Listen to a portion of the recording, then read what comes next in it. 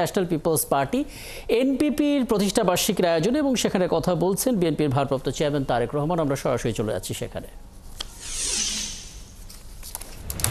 কিন্তু খুব ভালো বিষয় নয়। এই ধরনের পরিস্থিতি মোকাবেলায় জবাবদিহিমূলক গণতান্ত্রিক সরকার সবচেয়ে বেশি কার্যকর ভূমিকা রাখতে পারে বলে সকলেই বিশ্বাস করেন, বিশেষ করে গণতান্ত্রিকামী জনগণ। বর্তমান অন্তর্বর্তীকালীন সরকারের যোগ্যতা অযোগ্যতা বিষয় নয়। দেশে স্থিতিশীল গণতান্ত্রিক সরকার না থাকায় একদিকে দেশি বিদেশি বিনিয়োগে স্থবিরতা নেমে এসেছে, অপরদিকে এক অনিশ্চিতকর রাজনৈতিক অর্থনৈতিক পরিস্থিতি নিয়ে বিভিন্ন শ্রেণী পেশার মানুষের মধ্যে একরকমের অস্থিরতা তৈরি হচ্ছে প্রায় প্রতিদিন। এ কারণেই জনগণ প্রতিদিন, আমরা দেখছি সমাজের বিভিন্ন শ্রেণী পেশার জনগণ প্রতিদিন বিভিন্ন দাবি দাওয়া নিয়ে রাজপথে নেমে আসছে। যদিও আনফর্চুনেটলি তাদের এই দাবি দাবা শোনার কেউ নেই এই মুহূর্তে।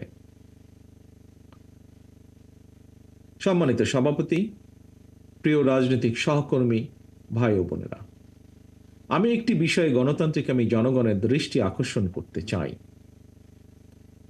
জনগণের বাংলাদেশে জনগণের ভোটে জনগণের কাছে জবাবদিহিমূলক সরকার প্রতিষ্ঠায় যে কোনো ধরনের অজুহাত কিংবা গড়িমসির সুযোগ নিয়ে পতিত পলাতক পরাজিত স্বৈরাচার মাথা চাড়া দিয়ে ওঠার অপেক্ষায় রয়েছে। কিন্তু এটি আজকে বিভিন্ন বক্তার বক্তব্যেও ফুটে উঠেছে কথাটি।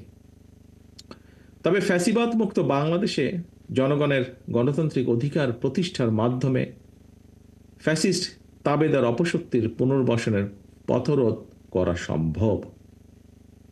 আমরা নিজ নিজ দলীয় আদর্শ এবং কর্মসূচি বাস্তবায়নের ক্ষেত্রে ফ্যাসিবাদ বিরোধী রাজনৈতিক দলগুলোর মধ্যে প্রক্রিয়া বা পদ্ধতিগত বিরোধ দৃশ্যমান হলেও আমি দৃঢ়ভাবে বিশ্বাস করি দেশ এবং জনগণের বৃহত্তর স্বার্থে ফ্যাসিবাদ উত্থান মোকাবেলায় একতরফা ইস্যুতে বাংলাদেশের গণতান্ত্রিকামী জনগণ বিগত 5ই আগস্টের মতনই ঐক্যবদ্ধ।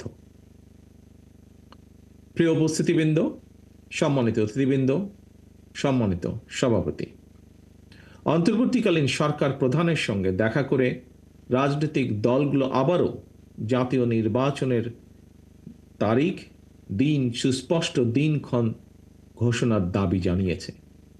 বিএনপির দাবি, আগামী ডিসেম্বরের ভেতরে জাতীয় নির্বাচন অনুষ্ঠিত হতে হবে।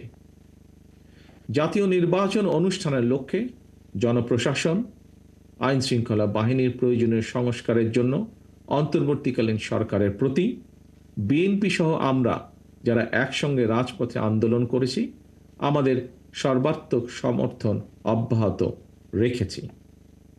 সুতরাং দেশে বিদেশে সম্মানিত দক্ষ এবং যোগ্য ব্যক্তিত্ব অন্তর্বর্তীকালীন সরকার প্রধানের নেতৃত্বে জনগণ অবিলম্বে দেশের ইতিহাসের সবচেয়ে অবাধ, নিরপেক্ষ একটি জাতীয় নির্বাচন দেখতে পাবে।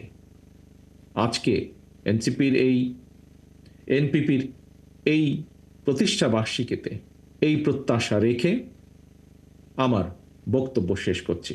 পরিশেষে আবারও এনপিপির সাফল্য কামনা করছি তাদের এই 18তম প্রতিষ্ঠা বার্ষিকীতে। আল্লাহ হাফেজ। বাংলাদেশ জিন্দাবাদ।